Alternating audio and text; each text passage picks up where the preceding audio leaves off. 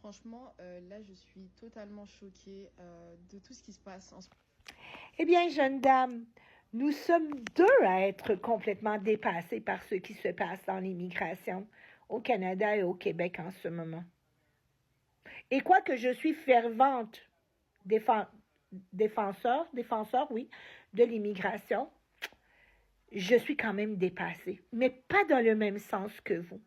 Parce qu'on va juste reprendre, moi je ne suis pas une spécialiste, je ne suis pas une consultante agréée en immigration, je ne suis pas une avocate en immigration. Je suis seulement une personne qui essaie de rester sans émotion et de rester sur des faits. Des faits, d'accord? Donc, oui, le Canada a réduit l'immigration. OK? Donc, déjà, ce que ça veut dire, c'est que pour les gens qui sont de l'autre côté, ça va être plus difficile. Déjà. Et ça, c'est tout à fait compréhensible, tenu du fait qu'on est libre de choisir notre seuil qu'on veut avoir dans le Canada. Deuxième point, le Canada ne chasse pas les résidents permanents. Eux, ils sont venus ici avec un statut qui disait « Moi, je viens m'installer au Canada ». Ils ont fait une procédure où clairement, honnêtement, ils ont annoncé la couleur. « Monsieur le gouvernement, je veux venir m'installer dans ton pays ». Ils ont eu une série de vérifications, ils ont fourni une série de documents, ils ont payé les frais à payer et ils ont eu le sésame.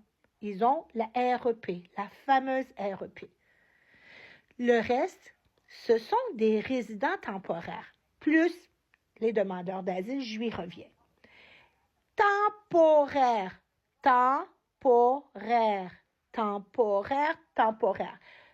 Allez rapidement voir la définition. Donc, quand vous-même vous entrez avec résident temporaire, ça veut dire que vous saviez que vous ne veniez pas pour rester. Pourquoi vous avez tout vendu? Pourquoi, au lieu de tout vendre, vous n'avez pas fait, quand vous avez tout vendu, vous n'avez pas fait la résidence permanente? Parce qu'eux n'ont pas de problème. Donc, maintenant, vous voulez savoir pourquoi? Parce que vous ne répondiez peut-être pas aux critères de résident permanent. Donc, quelqu'un dans votre pays vous a dit qu'il y avait un dièse, qu'il y avait une petite brèche, que si vous rentrez avec un visa visiteur, un visa travailleur, fermé ou ouvert, un visa étudiant, vous pourriez demander la résidence permanente une fois sur place. Eh bien, ça, mes amis, c'est terminé. Et le gouvernement canadien et le gouvernement québécois n'est certainement pas incompétent. Ils ont été trop gentils trop longtemps. Et maintenant, je répète toujours qu'à force de marcher comme des petits moutons les uns derrière les autres sans se poser de questions, à un moment donné, on tombe à l'abattoir. Les premiers là qui sont entrés ont eu la chance. Maintenant, c'est trop. Mais encore une fois, on ne ferme pas non plus l'immigration, le statut, la possibilité d'avoir la résidence permanente à tous les temporaires.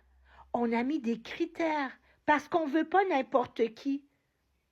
Parce que vois-tu, beaucoup de personnes, je répète, auraient dû demander la résidence permanente s'ils avaient l'intention de rester de façon permanente.